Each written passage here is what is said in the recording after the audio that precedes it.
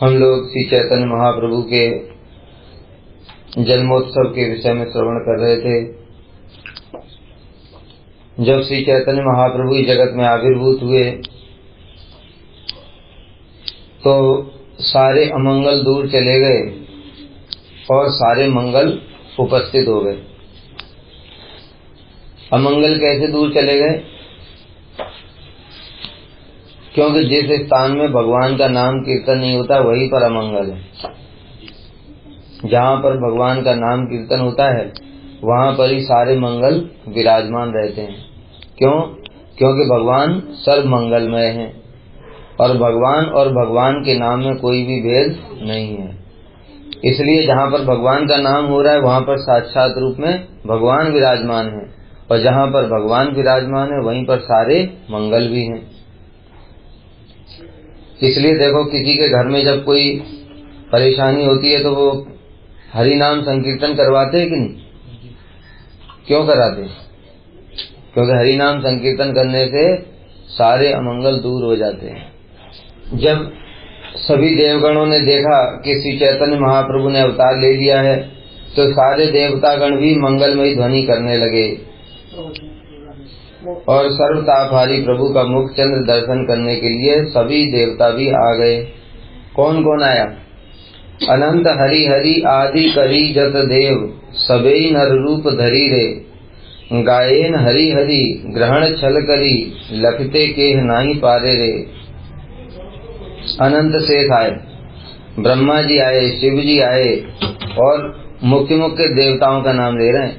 बाकी तो इनके साथ में सब थे ही, इंद्र इत्यादि सभी थे। वे सभी मनुष्य का रूप धारण करके ग्रहण के बहाने हरि हरि गान कर रहे। देवता लोग भी कीर्तन कर रहे। तो महाप्रभु इस जगत में क्यों आ रहे हैं? संकीर्तन धर्म का प्रचार करने के लिए। संकीर्तन धर्म का प्रचार करने से, स्वयं प्रचार करने से पहले ही उन्होंने ऐसी व्यवस्था कर दी कि सारा जगत त्रिभुवन सब हरि हरि ध्वनि करने लगे। देवता लोग भी आ करके हरि हरि बोल रहे हैं। और मनुष्यों के विषय में तो कल बताया ही था, चंद्र ग्रहण के भय से सभी लोग हरि हरि बोल रहे थे। सारी ब्रह्मांड में ही हरि हरि ध्वनि व्याप्त हो गई। दश दिखे धाय लोक नदी आए बलिया उच्च हरि हरि रे मानुषे देवे मेली एकत्र हैया केली आनंदे नवदीप विपुल। क्या आनंद हो रहा है नवदीप में। लोग तो उच्च स्वर से हरि हरि बोल ही रहे हैं। मनुष्य में देवता भी आकर के मिल गए। देवता लोग भी मनुष्य का वेश बना करके वो भी हरि हरि बोल रहे हैं। तो देवता और मनुष्य एक साथ मिल करके हरि हरि बोल करके नाच रहे। महाप्रभु की क्या अद्भुत लीला है। ऐसे कभी मनुष्य देवता मिलते नहीं है। कभी देवता लोग आते हैं हमारे साथ में कीर्तन करने के लिए? नहीं आते। लेकिन महाप्रभु की ऐसी महिमा है कि उनके प्रभाव से आविर्भाव होने के साथ ही साथ मनुष्य और ऊपर से देवता आ गए, वो भी मनुष्य का रूप धारण करके बैठे और सभी लोग हरि हरि ध्वनि कर रहे हैं। किंतु देवताओं को कोई पहचान नहीं पा रहा है क्योंकि मनुष्य का वेश बना करके आए। नदिया में सभी लोग उच्च स्वर से हरि हरि बोलते हुए दसों दिशाओं में भाग रहे हैं और इस प्रकार से नवदीप में आनंद ही आनंद हो गया चारों ओर। सची माता के आंगन में तो देवगण दंडवत प्रणाम कर रहे हैं, साष्टांग। क्यों? उस स्थान को प्रणाम है जहाँ पर भगवान अवतरित हो रहे हैं। वो स्थान कोई साधारण है, वो विशुद्ध सत्व है। भगवान जिस स्थान पर लीला करते हैं वो भी साधारण नहीं है। भगवान का आविर्भाव भी कहाँ होता है? धाम में। धाम क्या है? बलदेव प्रभु का स्वरूप है। इसलिए देवतागण भी वहाँ साष्टांग प्रणाम करके जा रहे हैं सची माता के आंगन में। लेकिन ग्रहण का अंधकार भी लगा हुआ है। चंद्र ग्रहण है ना, अंधकार भी लगा हुआ है। इसलिए कोई किसी को पहचान नहीं पा रहा है कौन है, किसने प्रणाम किया। सब आ करके साष्टांग प्रणाम कर करके सारे देवता ब्रह्मा शिव सब साष्टांग प्रणाम कर रहे हैं, लेकिन अंधकार में कोई पहचान नहीं पा रहा है। उनमें कोई तो स्तुति कर रहा है, वेद स्तुतियां कोई कर रहा है, कोई हाथ में छत्र धारण कर रहा है, कोई चामर डुला रहा है, कोई परम हर्षित होकर के पुष्प वृष्टि कर रहा है, कोई नाच रहा है, कोई गा रहा है, कोई बजा रहा है। इस देवता लोग भी लेकिन ये सब मनुष्य लोग देख नहीं पा रहे। देवता लोग अपने अपने अनुसार सेवा कर रहे हैं, जिसको जो सेवा मिल रही है वो ले करके बैठ गया। जैसे कल अभिषेक हो रहा था तो देखा था ना, कोई चावल डुला रहा है, कोई बीजन कर रहा है, जिसके जैसे सेवा आती है, कोई कीर्तन कर रहा है, कोई करताल बजा रहा है, कोई उसी प्रकार से देवता लोग भी भगवान की सेवा का सहयोग दे करके कोई स्तुति कर रहा है, कोई छत्र लेकर के खड़ा है, कोई चामर डुला रहा है, कोई पुष्प वृष्टि कर रहा है। सब भक्तों को संग में लेकर के गौर हरि आविर्भूत हुए। इस बारे में पाषंडी लोगों को पता नहीं है, किंतु जो बताया था ना, पापी पाषंडी जितने थे नवद्वीप में, कुतर्की, उन सबको पता नहीं है, मायावादी, इन सबको कुछ पता नहीं है कि भगवान अवतार लिए। देवता लोग इस प्रकार से मंगल ध्वनि के साथ में सुमधुर गीत गा रहे थे और कह रहे थे आपस में कि वेदों के अगोचर प्रभु आज साक्षात दर्शन देंगे, देर करने की जरूरत नहीं, जल्दी जल्दी चलो। और उसी कारण से सभी जो देवता गण हैं वो सज धज करके, सब श्रृंगार करके, जो देव स्त्रियां वो सब श्रृंगार करके सब नवद्वीप में आ रही थीं। और सभी लोग चैतन्य महाप्रभु की जय हो, चैतन्य महाप्रभु की जय हो, इस प्रकार से सब जय जय गान करते हुए सब पृथ्वी पर आ गए। जिन्होंने मुख से कभी इस जन्म में कभी हरि नाम किया ही नहीं था, बोलने पर भी बताए ना, अद्वैताचार्य और श्रीवास पंडित जैसे भक्त, उनकी दुर्दशा को देख करके कहते थे भाई एक बार कम से कम भगवान का नाम ले लो, तब भी नहीं करते थे। ऐसे लोग भी आज गंगा स्नान करके हरि बोल अपने आप ही बोलते जा रहे हैं, और उनके मुख से अपने आप ही निकलता। महाभागवत का लक्षण होता है कनिष्ठ, मध्यम और उत्तम। जिसके मुख से एक बार हरि नाम निकलता है कनिष्ठ, जो निरंतर हरि नाम करता है वह मध्यम, और जिसको देखने मात्र से ही हरि नाम निकलने लगे वो उत्तम भक्त। और यहाँ तो स्वयं संकीर्तन धर्म के मूल प्रवर्तक महाप्रभु स्वयं सच्चिदानंद वही स्वयं आविर्भूत हो रहे। तो इसलिए सभी जो पापी पाषंडी लोग थे, जो कभी हरि नाम बोलते ही नहीं थे, उनके मुख से भी हरि नाम निकल रहा है, उच्चारण हो रहा है। दसों दिशाएं हरि की ध्वनि से गूंज रही हैं और महाप्रभु अवतार लेकर के हंस रहे हैं आनंद में। उनको आनंद हो रहा है, क्यों? अपना ही नाम सुन रहे हैं। भगवान को अपना नाम सुनना बड़ा प्रिय है, भगवान स्तुति प्रिय है, स्तुति करते हैं तो बड़ा आनंद होता है उनको। और पुत्र के मुख दर्शन से सची माता और जगन्नाथ में सब दोनों ही, वो भी बड़े आनंदित हैं। अब उनको क्या करना चाहिए, क्या कहना, ये भी उनको समझ में नहीं आ रहा क्या करना चाहिए, क्योंकि इतने आनंद में डूब गए ना सची माता और जगन्नाथ मिश्र जी। वहां समस्त नारियां भी अस्त व्यस्त होकर के जय जयकार कर रही थीं। तो बालक का जब जन्म होता है तो उससे पहले ही सब बंधु बांधव भी आ जाते हैं, इसलिए वहां पर सची माता जगन्नाथ मिश्र जी के जो परम बंधु बांधव थे वो सब भी पहले ही आ गए थे, जिससे जगन्नाथ मिश्र का भवन आनंदमय हो गया। सची माता के पिताजी श्री नीलांबर चक्रवर्ती बड़े पंडित थे, वो भी ज्योतिषी थे, वो आए और महाप्रभु का लग्न देख करके बड़े आनंदित हो रहे हैं, कुंडली देख करके। कुंडली में क्या है, सारे के सारे लक्षण महाराज के लक्षण दर्शाते थे। जो बड़े राजा के अंदर जो गुण होते हैं ना, राजा के अंदर क्या गुण होते हैं? राजा शासन करता है, सब उसकी बात मानते हैं। उसके अंदर दिव्य गुण होते हैं, प्रजा के पालन की शक्ति होती है, जो आदेश प्रदान करेगा वो सारी प्रजा मानेगी, ये सब गुण है ना, कंट्रोलर। तो उसी प्रकार से महाराज के गुण थे। अब एक राजा तो छोटा सा ही कंट्रोलर होता है ना, एक देश का राजा कंट्रोल करता है, लेकिन भगवान वो तो अनंत कोटि ब्रह्मांड के कंट्रोलर है, इसलिए वो स्वयं ही जब आ गए हैं तो उनके अंदर तो राजा वाले तो गुण रहेंगे ही रहेंगे। यहाँ पर सारे नक्षत्रों का वर्णन भी किया गया है कि कौन सा ग्रह कौन सी राशि में था।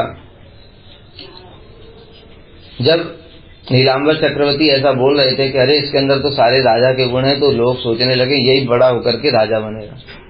वो समझ नहीं पा रहे हैं।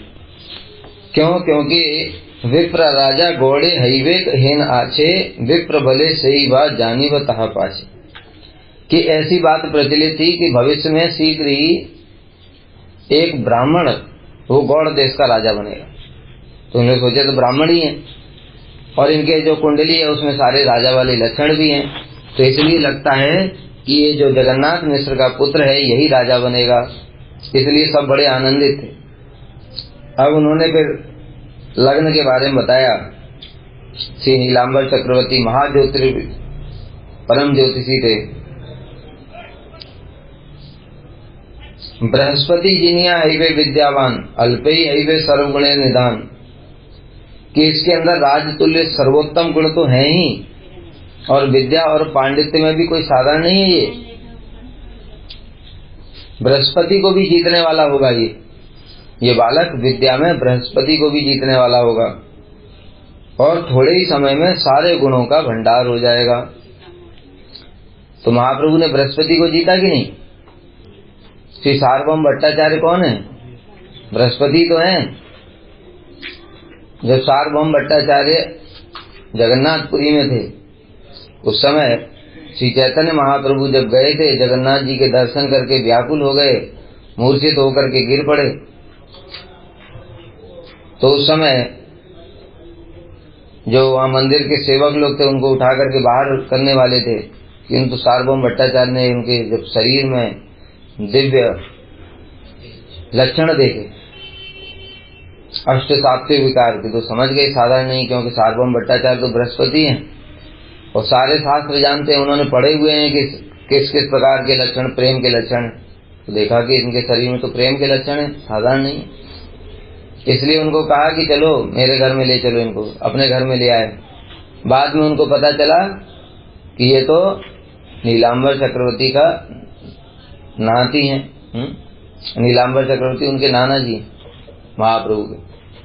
तो बड़े प्रसन्न हुए और उसके बाद में कहने लगे कि अरे चैतन्य, तुमने तो इतनी कम उम्र में संन्यास ले लिया, 24 साल की उम्र थी, और दिव्य शरीर महाप्रभु की तप्त कांचन कांति थी, इतना सुंदर युवक होकर के तुम संन्यास धर्म की रक्षा कैसे करोगे? माया तो बड़ी प्रबल है,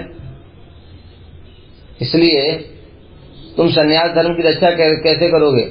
मैं तुम्हें वेदांत पढ़ाता हूँ, वेदांत पढ़ करके तुम्हारा हृदय एकदम स्ट्रांग हो जाएगा। महाप्रभु ने कहा ठीक है, आपकी इच्छा है, आपका मेरे प्रति वात्सल्य भाव है, आप जो कहते हैं वैसे ही करूंगा। तो सार्वभौम भट्टाचार्य ने 7 दिन तक वेदांत पढ़ाया। 7 दिन वेदांत पढ़ाने के बाद में महाप्रभु ऐसे चुपचाप बैठ करके सुन रहे हैं, ना कुछ हाँ करते हैं, ना कुछ ना करते हैं, ना कोई क्वेश्चन पूछते हैं, चुपचाप बैठे रहते जैसे तुम लोग बैठे रहते। तो सार्वभौम भट्टाचार्य ने पूछा कि चैतन्य, तुमको कुछ समझ में आता है कि नहीं? कुछ बोलते नहीं है, प्रश्न भी नहीं पूछते, समझ में आएगा तो हाँ करेगा आदमी, नहीं आएगा तो क्वेश्चन पूछेगा, तो कुछ भी नहीं करते। इस प्रकार से उन्होंने जब पूछा तो महाप्रभु बोले कि जो वेदांत है वो तो सूर्य के समान है, उसकी व्याख्याएं तो स्पष्ट हैं, किंतु आपकी जो व्याख्या है वो बादल के समान है। और उन्होंने सूर्य अर्थात जो वेदांत है उसकी वास्तविक व्याख्या को ढक दिया। यह सुनकर के सार्वभौम बड़े आश्चर्यचकित हुए। क्यों? क्योंकि वो बड़े पंडित थे, वो बड़े बड़े सन्यासी लोग उनके पास में वेदांत पढ़ने के लिए आते थे, और छोटा सा बालक 24 साल का और उनको ऐसे बोल रहा है, आश्चर्यचकित रह गए। तो फिर सार्वभौम भट्टाचार्य ने कहा कि तुम सुनाओ वेदांत की क्या व्याख्या। तो महाप्रभु ने वेदांत की व्याख्या सुनाई। फिर सार्वभौम भट्टाचार्य सुनकर के आश्चर्यचकित रह गए। और उसी समय फिर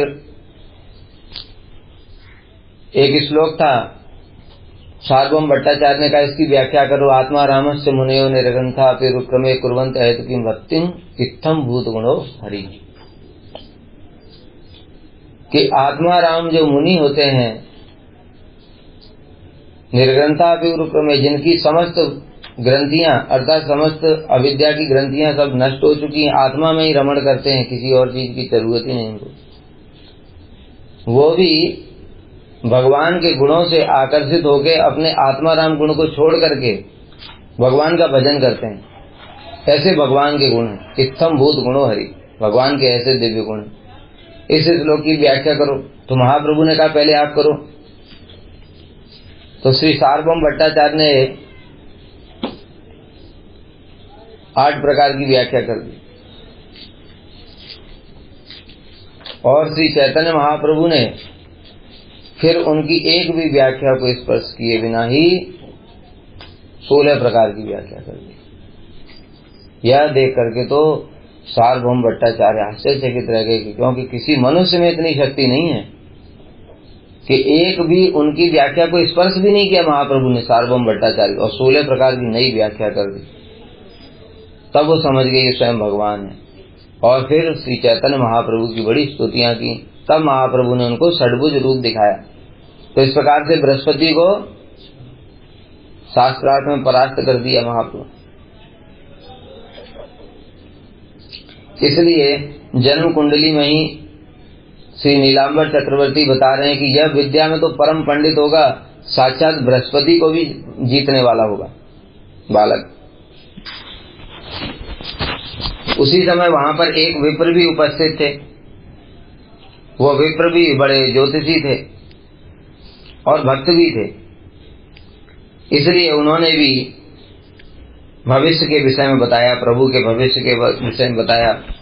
विप्र बले ए शिशु साक्षात नारायण, यहाँ आइते सर्वधर्म हईवे स्थापन। विप्र ने कहा अरे इनके कितने गुण है, मैं कितना बताऊंगा, ये तो साक्षात नारायण है और इनके द्वारा ही सर्वधर्म अर्थात भागवत धर्म की स्थापना होगी।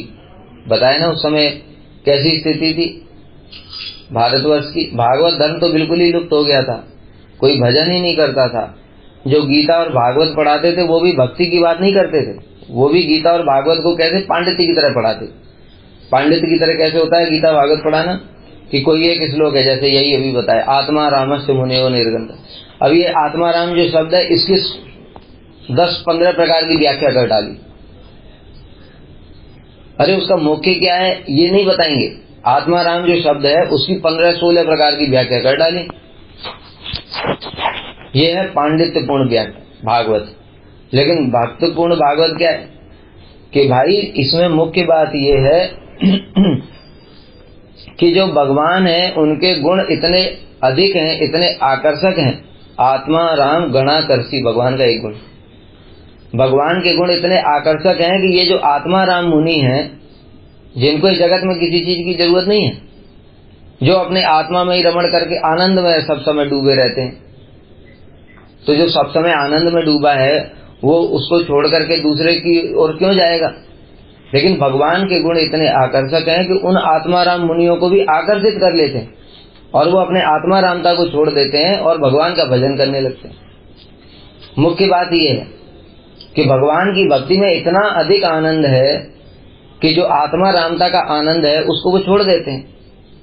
भाई हम किसी छोटी वस्तु को कब छोड़ते हैं, किसी को 10,000 रुपए की नौकरी है, अगर उसको 5,000 की मिलेगी तो छोड़ेगा, 10,000 की मिलेगी तो छोड़ेगा, नहीं छोड़ेगा, 50,000 की मिलेगी तो अपने आप छोड़ देगा।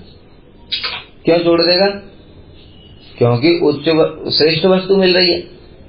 किसी के पास में साइकिल है, उसको बाइक मिलेगी तो छोड़ देगा कि नहीं, साइकिल अपने आप छोड़ देगा, क्यों श्रेष्ठ वस्तु मिल रही। इसी प्रकार से भगवान गीता में कह रहे हैं विषया निवर्तन्ते निराहारस्य देहिना, विषया निवर्तन्ते निराहारस्य देहिना, रस वर्जम रसोप्यस्य परम दृष्ट्वा निवर्तते।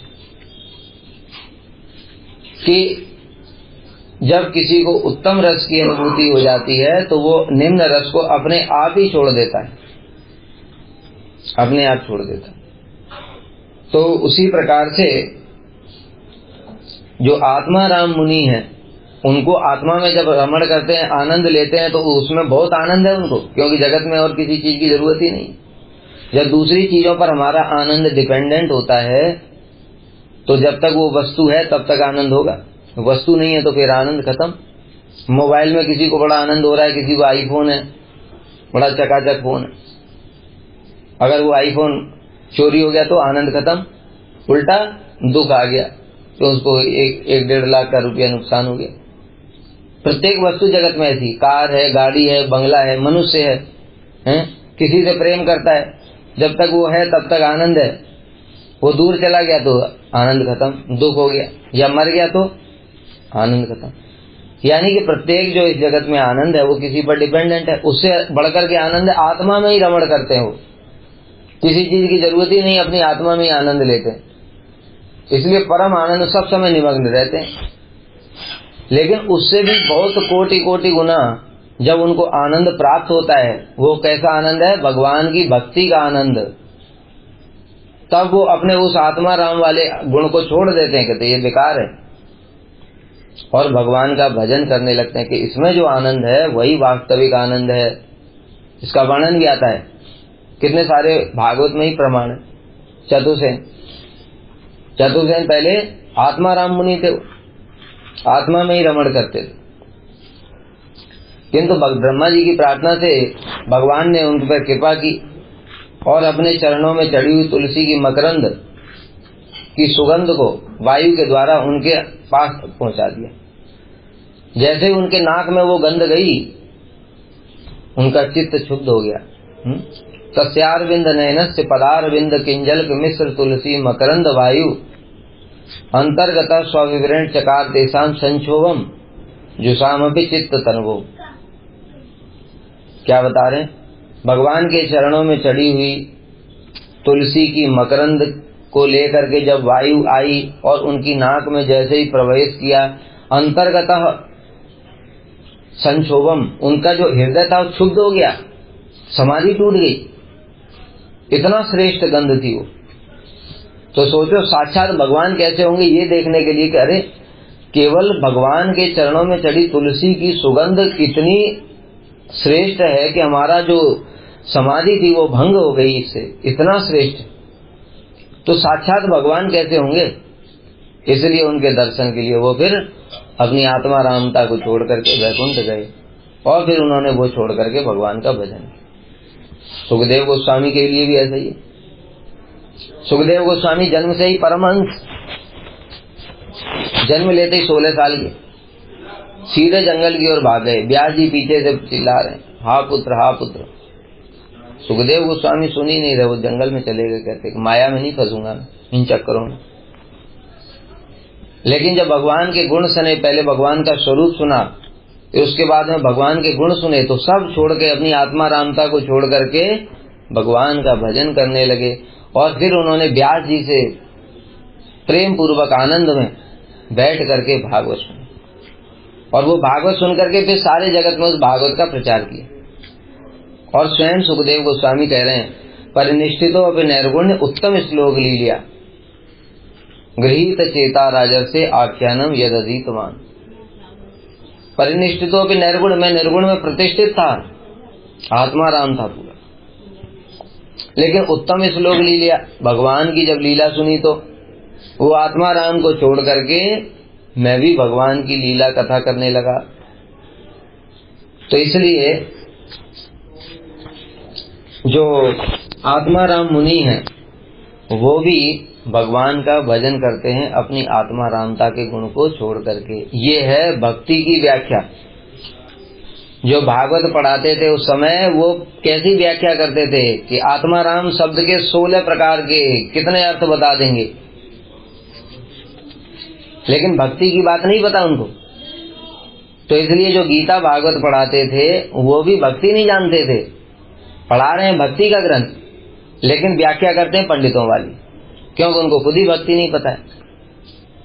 और भक्तों की व्याख्या कैसी होती है कि वो सार वस्तु कि श्लोक में 10-20 प्रकार के एक एक शब्द के अर्थ बताना, ये कुछ महत्व नहीं है। मुख्य क्या है? भक्ति इसमें जो दिखाई दे रही है कि भक्ति की इतनी अधिक महिमा है कि बड़े बड़े आत्मा राम मुनि भी अपना आत्मा रामता का गुण छोड़ करके भगवान का भजन करते हैं, ये मुख्य बात। तो वो सार वस्तु को ग्रहण करते हैं। तो इसलिए बताया कि उस समय जो जगत की स्थिति कैसी थी, सब लोग व्यर्थ के तर्क कुतर्क पांडित्य इसी में लगे रहते थे। तो ये जो बालक होगा वो सर्वधर्म स्थापन, समस्त धर्म को अर्थात भागवत धर्म को पुनः स्थापना करेगा। क्योंकि भागवत धर्म लुप्त हो गया था। सब लोग भागवत और गीता की भी पांडित्य वाली व्याख्या करते थे। यहाँ हिते हईवे अपूर्व प्रचार ये शिशु करिवे सर्व जगत उद्धार। इनके द्वारा अपूर्व प्रचार होगा। अपूर्व बताया था, ऐसा पहले नहीं हुआ, और सारे जीवों का, जगत के वासियों का उद्धार कर देगा। इस प्रकार से बताया। कौन बता रहा है ये भविष्यवाणी ज्योतिष कौन देख रहा है? अरे नीलांबर चक्रवर्ती तो देख के बोल चुके हैं। उसके बाद बताया विप्र, एक विप्र ब्राह्मण थे, वो भी ज्योतिषी थे और भक्त भी थे, वो ये बात बता रहे। नीलांबर चक्रवर्ती ने पहले ही बता दिया कि ये राजा होगा, महाराज, इसके अंदर महाराज के गुण हैं, और विद्या में ये बृहस्पति को भी पराजित करने वाला होगा। ये तो बता दिया नीलांबर चक्रवर्ती। ये ब्राह्मण बता रहे हैं कि इनके गुण तो साक्षात नारायण के जैसे हैं। इनके द्वारा जगत में भागवत धर्म की स्थापना होगी, जगत के जीवों का उद्धार होगा, अपूर्व प्रचार होगा जैसा अभी तक कभी हुआ नहीं। ब्रह्मा शिव शुक जहाँ वांछे अनुक्षण, यहाँ हिते ताहा पाइवेक सर्वजन। और ये बालक की क्या महिमा है। ब्रह्मा शिव नारद ये सब भी जिस प्रेम के लिए लालायित रहते हैं कि हमको वो प्रेम कब मिलेगा, वो प्रेम ये बालक सारे जगत को, ऐसे ही सभी जीवों को दे देगा। जो ब्रह्मा और शिव और नारद जी के लिए भी दुर्लभ है जो प्रेम, वो तो ये सारे जीवों को ही बांट देगा। इस प्रकार से इसकी महिमा है। सर्वभूत दयालु निर्वेद दर्शने, सर्व जगतेर प्रीत हैव इहाने। यह बालक सभी जीवों पर दयालु होगा। सभी जीव मतलब केवल मनुष्य नहीं, पशु पक्षी कीट पतंग सब। बताया था ना कि महाप्रभु ने सारे पशुओं को भी, जंगल में रहने वाले पशुओं तक को भी प्रेम प्रदान कर दिया। पापी पाखंडी बौद्ध मायावादी यवन सबको कृपा की। यहाँ तक कि जब अभी बताया था ना शिवानंद सेन जी का जो प्रसंग चल रहा था, शिवानंद सेन जी के साथ में एक वर्ष में एक कुत्ता गया साथ में, और कुत्ता महाप्रभु के पास चला गया तो महाप्रभु ने उसे भी कृष्ण कृष्ण बुलवा दिया। महाप्रभु ने बोला कृष्ण कृष्ण बोलो, तो कुत्ता कृष्ण कृष्ण बोल रहा है। यह देख करके सारे के सारे भक्त लोग बड़े आश्चर्य में पड़ गए। इसलिए यहाँ पर कह रहे हैं कि सर्वभूत दयालु, सारे जीवों के प्रति दयालु। ऐसा नहीं कि खाली मनुष्यों को कृष्ण कृष्ण बुलवाएगा, मनुष्यों को ही प्रेम प्रदान करे, कुत्ते को भी कृष्ण कृष्ण बुलवा दिया। और कुछ दिनों के बाद में वो कुत्ता अंतर्धान हो गया, बैकुंठ चला गया। समझ में आई बात। और निर्वेद दर्शने, इनके दर्शन करके लोग संसार से विरक्त हो जाएंगे। संसार से मतलब संसार के भोगों से, भोग में जो लगे हुए हैं, खाना पीना मौज करना, इसमें ये सब छोड़ करके भजन करेंगे। सर्व जगतेर प्रीत हैव इहाने, और संपूर्ण संसार के मनुष्य के लोग, संपूर्ण संसार के लोग इससे प्रीति करेंगे। अन्येर की दाय विष्णु द्रोही जय जवन, तहारे ए शिशुर बजवे चरण। अरे औरों की तो बात छोड़ो, जो विष्णु द्रोही है कौन, असुर यवन, वो सब भी इससे प्रीति करेंगे और इसके चरणों का आश्रय करेंगे। जो मुसलमान है, मुसलमान तो विष्णु से द्वेष करते हैं, किंतु इसकी ऐसी महिमा है कि वो मुस्लिम भी यहाँ आकर के इसके चरणों का आश्रय करके इसका भजन करेंगे। बताया ना, चांदका जी का उदाहरण बताया, हरिदास ठाकुर जी का उदाहरण बताया। हरिदास ठाकुर जी यवन थे कि नहीं? चांदका जी यवन थे, और उनके कुल के जितने कितने सारे लोग हैं यवन, वो सब भी भगवान का भजन करने लग गए। ऐसा अनंत ब्रह्मांडे कीर्ति गाई वहान, आ विप्र ए शिशुरे करीब प्रणाम। अनंत ब्रह्मांडों में इनकी कीर्ति का गान होगा। सर्व वर्ण आश्रमी इस शिशु को प्रणाम करेंगे। भागवत धर्म है इहान शरीर, इनका जो पूरा शरीर है वही भागवत धर्म है। ये शरीर के द्वारा सब प्रकार से भागवत धर्म का प्रचार करेंगे। देव द्विज गुरु पितृ मात्र भक्त धीर, और ये देवताओं के, ब्राह्मण के, गुरु, पिता और माता सबका भक्त होगा। भगवान इस जगत में आकर के स्वयं आचरण करते हैं, आचरण करके लोगों को शिक्षा प्रदान करते हैं, जिससे कि सारा जगत भी उनका अनुसरण करे। इसलिए भगवान स्वयं आचरण करके दिखाते हैं। राम जी ने देखो दशरथ महाराज की कैसे सेवा करते थे कि नहीं, कैसे आज्ञा पालन करते थे। क्यों करते हैं ये सब? भगवान को किसी की आज्ञा मानने की जरूरत है क्या? उनके माता पिता कहां से आए? वो भी तो भगवान से ही प्रकट हुए हैं। तो जो भगवान से प्रकट है उसकी आज्ञा मानने की क्या जरूरत है? लेकिन भगवान फिर भी इस जगत में लीला करके दिखाते हैं कि देखो, जो वर्णाश्रम धर्म का पालन करते हुए उन्हें माता पिता की आज्ञा पालन करनी चाहिए। कैसी गुरु भक्ति दिखाई। विश्वामित्र जी के आश्रम में जाते हैं, विश्वामित्र जी के चरण दबाते हैं, सोने के पहले उनके चरण दबाते हैं, और विश्वामित्र के उठने से पहले उठ जाते हैं, और उठ करके जो जो मुनि को सुबेरे सुबेरे जो जो चीजें चाहिए वो सब की सब रख देते हैं ला करके। ऐसे करके जब सीता जी का स्वयंवर हो रहा था, तब देखो स्वयंवर में सारे राजा लोग, कोई भी धनुष नहीं उठा पाया। 10,000 लोग मिलकर के एक साथ उठाने लगे, फिर भी उठा नहीं पा रहे। लेकिन राम जी धीर गंभीर बैठे हुए, विचलित हुए बिल्कुल भी नहीं। हम होते तो कहते अरे देखो मैं भी दिखाता हूँ। लेकिन वो भगवान होकर भी चुपचाप बैठे। उनको पता नहीं मैं उठा सकता हूँ, लेकिन क्यों चुपचाप बैठे? जब तक गुरु का आदेश नहीं होगा तब तक नहीं उठाना। गुरु की आज्ञा के बिना कुछ नहीं करना है। तो ये बात क्यों आचरण करके दिखा रहे भगवान? दूसरी ओर लक्ष्मण से तो रहा नहीं गया। लक्ष्मण तो उठ करके सीधे कहते हैं कि अरे ये धनुष क्या है, अगर मेरे भैया की आज्ञा हो तो मैं इस ब्रह्मांड को उठा करके गेंद की तरह उछाल करके टुकड़े टुकड़े कर दूंगा। तब भी राम जी चुपचाप बैठे रहे, कुछ नहीं बोल रहे। जब विश्वामित्र ने उनको आदेश दिया इशारे से वो भी, तो राम जी उठे और गुरु को प्रणाम किया। तो कैसी करके गुरु भक्ति का आदर्श दिया। कृष्ण अवतार में भी देखो, कृष्ण को क्या कोई साधन करने की जरूरत है? वो तो भगवान है। लेकिन फिर भी गुरु के आश्रम में कैसी सेवा करते, गुरु माता की, गुरु जी की। गुरु माता ने भेजा जंगल में, अंधेरा हो गया, बरसात हो रही है, सारी रात वहीं भीगते हुए काटनी पड़ी। आकर के कुछ भी शिकायत किया? कोई शिकायत नहीं। तो इस प्रकार से भगवान स्वयं आचरण करके दिखाते हैं धर्म का। और एक राजा को कैसा होना चाहिए राम जी ने दिखाया। भगवान को क्या जरूरत है ये सब? सीता जी तो उनकी शक्ति है, उनको क्या, उनको विश्वास नहीं है सीता जी के चरित्र पे? वो तो जानते हैं भगवान है। सीता जी को तो रावण स्पर्श ही नहीं कर सकता। अगर उसने स्पर्श कर रहा तो वो जल के भस्म हो जाएगा। तब भी क्यों उनके लिए अग्नि परीक्षा करा रहे? क्योंकि जगत में मर्यादा की स्थापना करने के लिए। तो इसलिए जो भगवान है वो सारे के सारी चीजें खुद आचरण करके दिखाते हैं, जिससे लोग उनका अनुसरण करके वैसा वैसा पालन करें।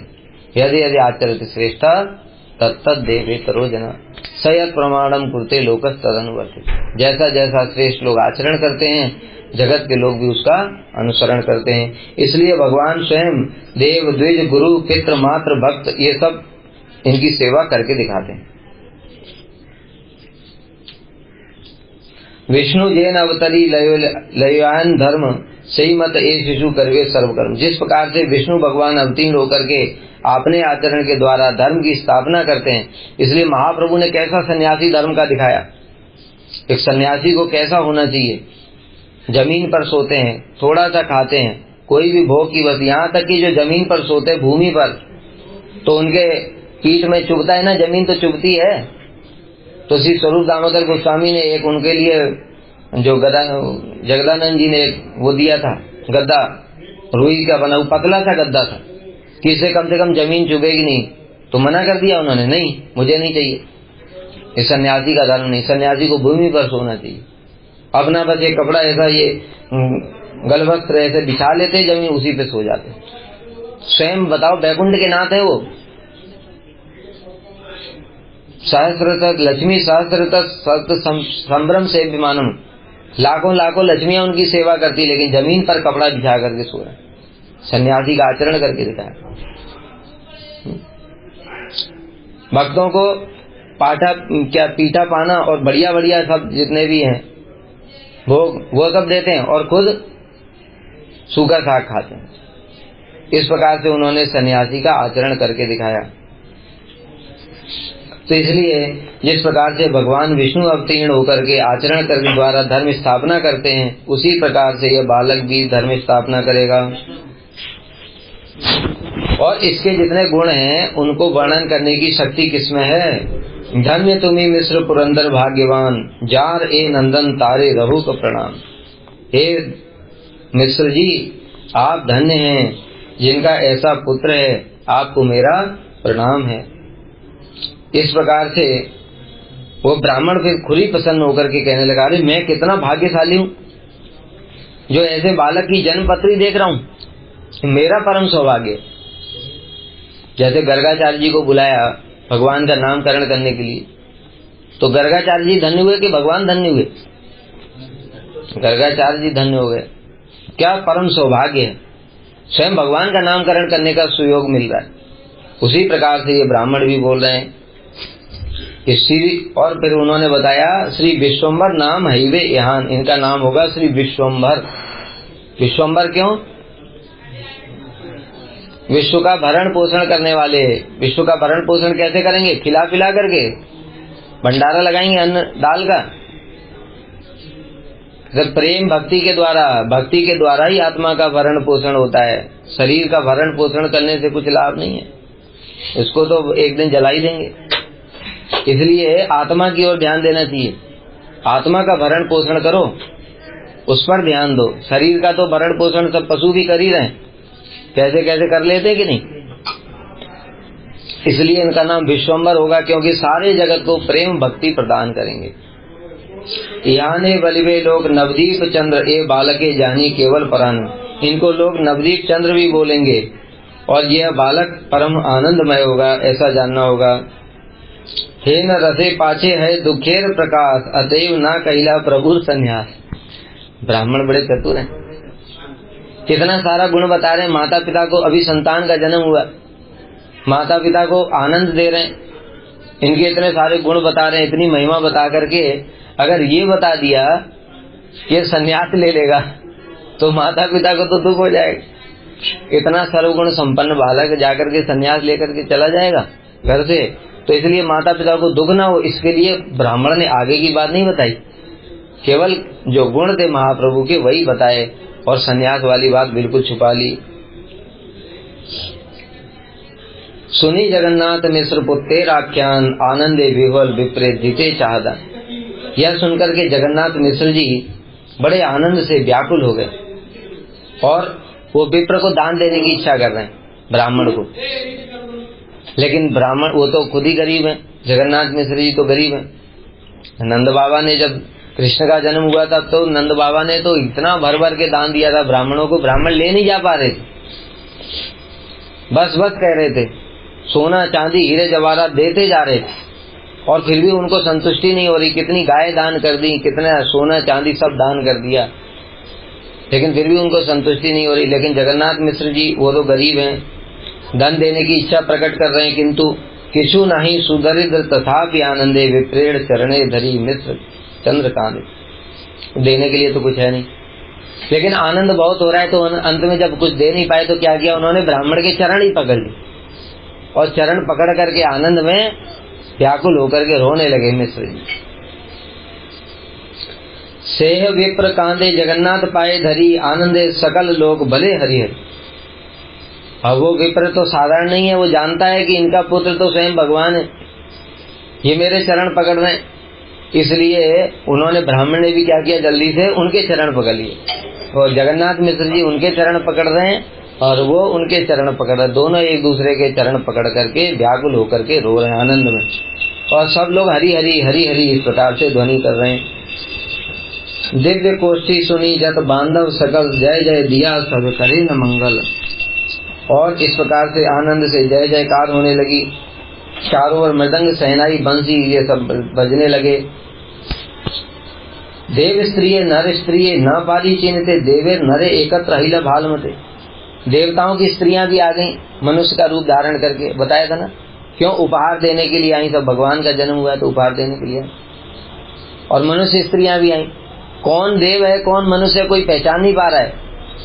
और सब आ करके वो माता जी को और उनको सबको उपहार देते हैं, प्रणाम करते हैं। और सची माता तो जानती नहीं, इनको पहचानती नहीं, फिर भी जो जिनको पहचानते नहीं हैं उन सब लोगों को वो सब लोग भी आ करके उपहार दे रहे हैं। बड़े आश्चर्य की बात है। और सची माता पूछना तो चाहती हैं लेकिन पूछ नहीं पा रही। देव माता सभ्य हाथे धान्या दुर्बा लैया, हासी देन प्रभु सिरे चिरायु बलिया। देव माता कौन है? अदिति, इंद्र की माता जी है देव माता अदिति। वो भी दाहिने हाथ में धान और दुर्बा लेकर के चिरायु रहो ऐसे करके बालक को आशीर्वाद देने आई।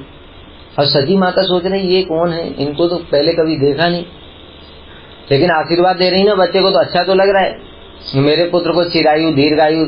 और देव स्त्रियां कोई साधारण नहीं ना, उनका दिव्य होता है।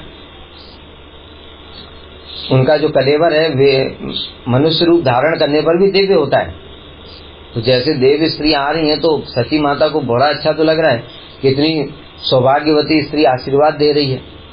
किंतु कौन है ये जानती नहीं। तो इसलिए उन्होंने धान और दुर्वा लेकर के बालक के सिर पर हाथ रख करके चिरायु होने का आशीर्वाद दिया। चिरकाल पृथ्वी ते करह प्रकाश अतएव चिरायु बलिया हैलाहास। देव माता अदिति का चिरायु का मतलब क्या है? अरे भगवान तो पहले ही नित्य हैं, उनको कोई चिरायु का आशीर्वाद दे सकता है क्या? लेकिन नरवत लीला कर रहे हैं ना, इसलिए आशीर्वाद दे रही हैं। यहाँ पर चिरायु का मतलब है कि आप चिरकाल तक यहाँ पर लीला करते रहें। भगवान तो चिरायु ही हैं। अनादि राधि गोविंद, वो अनादि हैं, उनसे पहले कोई था ही नहीं। और सारा ये ब्रह्मांड नष्ट हो जाएंगे तब भी भगवान रहते हैं, उनको क्या चिरायु का आशीर्वाद देंगे। लेकिन तात्पर्य क्या है कि आप ये लीला जो मधुर मधुर लीला कर रहे हैं, कौन सी?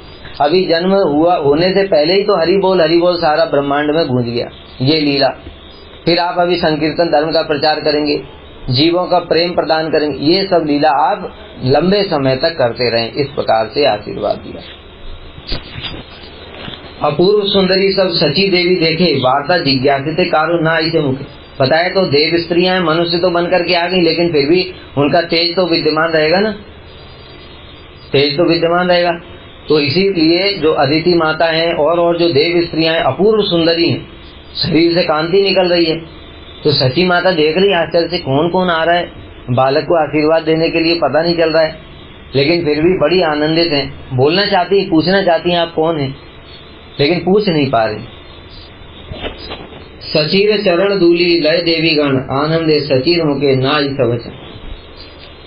और जो देव स्त्रियां हैं वो सची माता की चरणों की धूल लेकर के माथे से लगा रही। सची माता तो आनंद में डूबी हुई है, उनके मुख से कुछ निकल ही नहीं रहा है। किवा आनंद हिला से जगन्नाथ गरे, वेदे ते अनंत तहा बणते न पारे। क्या आनंद हुआ जगन्नाथ मिश्र के घर में, इसका वर्णन तो शेष जीवी नहीं कर पा रहे हैं। केवल सची माता के घर में ही नहीं, सारे नवदीप में ही। क्यों? बताया अभी कि नवदीप धाम में पहले कोई हरि का नाम ही नहीं लेता था, बोलने पर भी नाम नहीं लेते थे। और अभी कैसी अवस्था है, सारे नवदीप वासी हरि हरि बोल करके आनंद में नाच रहे हैं। इसलिए जो अपूर्व आनंद हो रहा है नवदीप में, ऐसा पहले नहीं हुआ। की नगरे किवा घरे किवा गंगा तीरे, निर्वधि सर्वलोक हरि ध्वनि करे। क्या नगर में, क्या घर में, क्या गंगा किनारे, सर्वत्र हरि हरि ध्वनि हो रही है। जन्म यात्रा महोत्सव निशाए ग्रहणे, आनंदे करेन के मर्म नहीं जाने। इस प्रकार से सभी लोग जन्म यात्रा महोत्सव मना रहे हैं, किंतु उसका मर्म कोई नहीं जानता। मर्म कोई नहीं जानता, तात्पर्य क्या हुआ? मतलब ये हुआ कि क्यों मना, इतना आनंद क्यों हो रहा है, ये किसी को पता नहीं कि स्वयं भगवान ही है ये बात कह रहे हैं। मर्म कोई नहीं जानता है, सबको आनंद हो रहा है, सब आनंद में नाच रहे हैं, कीर्तन कर रहे हैं, हरि हरि बोल रहे हैं, लेकिन ये पता नहीं कि ये साक्षात हरि ही प्रकट हो गए। इसलिए कह रहे हैं कि इसका मर्म कोई नहीं जानता है। सब आनंद में उत्सव मना रहे हैं। वो क्या है, सामान्य जैसे बालक का उत्सव होता है, बड़ा सर्वगुण संपन्न बालक है इसलिए सब उत्सव मना रहे हैं, सब आनंद ले रहे हैं, ऐसे सामान्य लौकिक चल रहा है। लेकिन इसका मर्म क्या है कि साक्षात संकीर्तन के प्रवर्तक स्वयं कृष्ण इस जगत में अवतीर्ण हो रहे हैं, ये कोई नहीं जानता है। और विशेष बात बता रहे हैं, इसको सब लोग सुनो ध्यान से। चैतन्य जन्म यात्रा फाल्गुनी पूर्णिमा ब्रह्मा आदि जे तिथिर करे आराधना। चैतन्य महाप्रभु फाल्गुनी पूर्णिमा को अवतरित हुए, इस तिथि की आराधना तो ब्रह्मा शिव इत्यादि देवतागण भी करते हैं। परम पवित्र तिथि भक्ति स्वरूपिणी जहाँ अवतीर्ण हिलेन द्विजमणि। ये जो तिथि है परम पवित्र है और साक्षात भक्ति को प्रदान करने वाली है। जहाँ अवतीर्ण जिसमें कि स्वयं भगवान अवतरित हुए, इसलिए जो भी भगवान की तिथियां हैं शास्त्र में वर्णन है उसको पालन करना चाहिए, व्रत उपवास करना चाहिए, अधिक से अधिक उस दिन भजन करना चाहिए। क्यों? ये जो तिथियां होती है साक्षात भक्ति प्रदान करने वाली है। एकादशी तिथि के लिए क्या आता है? माधव तिथि भक्ति जननी यतने पालन करी कृष्ण वसति। साक्षात कृष्ण का वास है एकादशी तिथि में, भक्ति प्रदान करने वाली है, इसलिए यतने पालन कर, यत्न पूर्वक पालन करना चाहिए। यत्न पूर्वक मतलब क्या है? शरीर दुर्बल हो जाता है रोटी खाए बिना, तो फिर क्या यत्न रहा? अरे थोड़ा दुर्बल हो जाता है तो क्या हो गया, कितनी बड़ी चीज मिल रही है। हम देखते थे जब कंपनियों में इंटरव्यू होते हैं ना, कंपनी में जब इंटरव्यू होते हैं नौकरी के लिए, हमने देखा हजार हजार लोग पहुंच जाते हैं और सुबेरे से रात तक इंटरव्यू चलता रहता है, तो कौन सा वहां पर भूखे नहीं है क्या? भूखे पेट सुबेरे से शाम तक बैठे हुए नौकरी पाने के लिए, और स्वयं कृष्ण को प्राप्त करने के लिए थोड़ी देर के लिए भूखे भी नहीं रह सकते, और भूखा भी नहीं रहना, फलाहार करो। लेकिन लोग फिर भी नहीं करते, क्यों? कृष्ण तो चाहिए ही नहीं ना। कृष्ण की जरूरत ही क्या है किसी को? पैसा चाहिए, गाड़ी चाहिए, बंगला चाहिए, सब चाहिए, कृष्ण की जरूरत नहीं है। कृष्ण का क्या करेंगे? इसलिए यत्ने पालन करी, ये तिथि यत्न पूर्वक पालन करनी चाहिए। भगवान और उनके अवतार सब तिथियां यत्न पूर्वक पालन करना चाहिए। नित्यानंद में जन्म माघी शुक्ला त्रयोदशी गौरचंद प्रकाश का। नित्यानंद प्रभु का माघी शुक्ला त्रयोदशी को हुआ, पिछले महीने गई थी, और गौरचंद का फाल्गुनी पूर्णिमा को हुआ। सर्व यात्रा मंगल यही दुई पुण्य तिथि सर्व शुभ लग्न अधिष्ठान। ये जो दो तिथियां हैं अत्यंत पुण्यमय है, भक्ति प्रदान करने वाली हैं, और समस्त मंगल इन तिथियों में वास करते हैं। इसलिए इन तिथियों को विशेष रूप से कथा कीर्तन हरि नाम करते हुए पालन करना चाहिए। और बहुत से लोग क्या करते हैं, तिथि पालन करते हैं, ठाकुर जी को भी तिथि पालन कराते हैं, उनको भी भूखा रखते। अरे उनके लिए तिथि, हमारे लिए हमको भक्ति चाहिए कि उनको चाहिए? भगवान को 56 भोग लगाने, भगवान को भी उपवास करा देते। हम सूखा खाएंगे रात को प्रसाद, तो तभी ठाकुर जी को भी भोग लगाएंगे। ठाकुर जी को भोग लगाने 3 की जगह 5 बार, क्योंकि उनको तो आविर्भाव हुआ है ना, उनको ज्यादा खिलाओ, तभी जब खुश होंगे तभी तो हमको भक्ति देंगे। तो लोग क्या है, उल्टा कर देते हैं। इसलिए ये जो तिथि का पालन करता है उसको कृष्ण भक्ति प्राप्त होती है, और खंडे अविद्या बंधन, अविद्या का बंधन नष्ट हो जाता है। अब विशेष बात बता रहे, ईश्वरेर जन्म तिथि जे है न पवित्र वैष्णवेर से मत तिथिर चरित्र। अब बता रहे हैं कि जैसे भगवान की तिथि पवित्र है, भक्ति प्रदान करने वाली है, उससे भी अधिक वैष्णवों की तिथि पवित्र है, और उससे हमको भक्ति की प्राप्ति होती है। इसलिए वैष्णवों की तिथि का भी यत्न पूर्वक पालन करना चाहिए।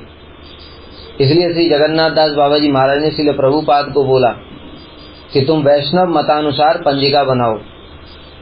तो श्रील प्रभुपाद ने वैष्णव, जितने भी वैष्णव हैं, कौन, जो हमारे गौड़ी हैं, 4 संप्रदाय के आचार्य हैं, रामानुजाचार्य, मध्वाचार्य इत्यादि, और हमारे जो गौड़ी संप्रदाय के आचार्य श्री माधवेंद्रपुरी, श्री ईश्वरपुरी, और श्री रूप सनातन इत्यादि गोस्वामीगण, इन सब की तिथियों को श्रील प्रभुपाद ने वो पंजिका में संकलन किया। जिससे कि हम लोग उन तिथियों का पालन कर सकें, क्योंकि ये तिथि पालन करने से हमको भक्ति होती। वैष्णवों की तिथि में भूखा रहने की जरूरत नहीं, केवल भगवान की तिथि में शक्तिमान तत्व में व्रत करने की जरूरत है। शक्ति तत्व और जीव तत्व के लिए ये करने की आवश्यकता व्रत नहीं है।